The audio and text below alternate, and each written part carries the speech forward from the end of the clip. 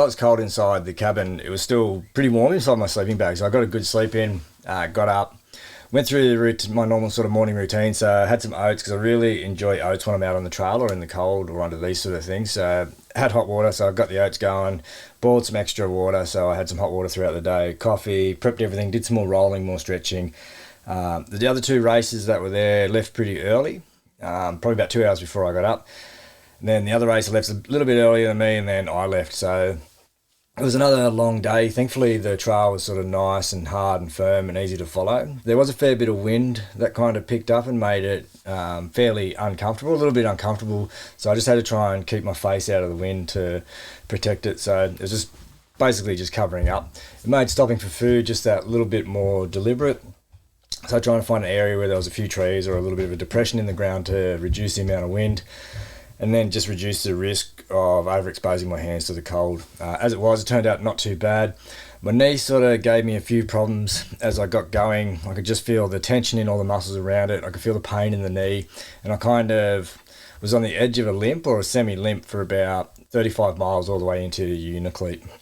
So after sort of a fairly long day and just trying to ignore the discomfort in my leg, I caught up with the other racer that I was with, and then we kind of hit the river at about in the 10-mile marker. So onto the river, really easy going along the ice, was quite comfortable, sort of overland in a couple of points where the river bended around, and then down onto the sea ice. So hitting the sea ice, it was really cold, there was a lot of wind, and it was just kind of going as quick as I could to cover the sea ice because I could just feel the temperature dropping and I didn't want to be out there too long in the exposed wind.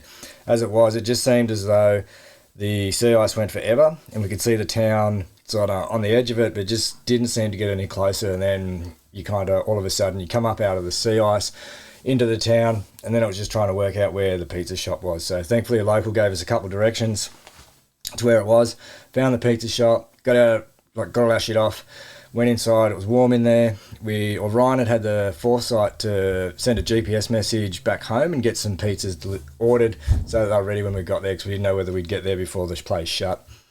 Sat down, a couple soft drinks, a massive big pizza. Didn't really fill me up, but kind of made me feel full. A few little snacks, and then one of the other racers had booked the loft upstairs of the pizza shop. So I went up there, boiled water, because you can't drink water in this village.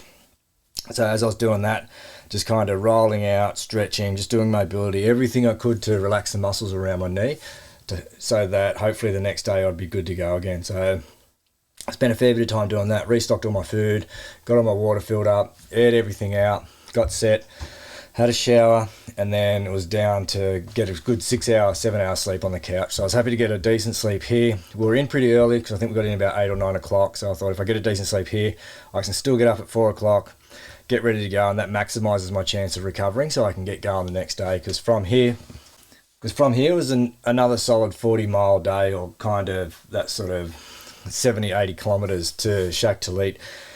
And to complicate this, there was really high winds, which some of the racers were starting to have a few problems with just because of the sheer strength of the winds and the temperatures that it was dropping to. So I was making sure that I was ready to get out there, wasn't going to have any problems with my knee, and I could face any extreme weather conditions that I was coming across. So this was a good opportunity to relax, recover, replenish, and I was pretty happy that I'd made Unalakleet. It was one of the goals to get there, and that kind of broke up the sort of second out of the 3 parts of the race that I'd broken down into. So I'd done 2 out of 3.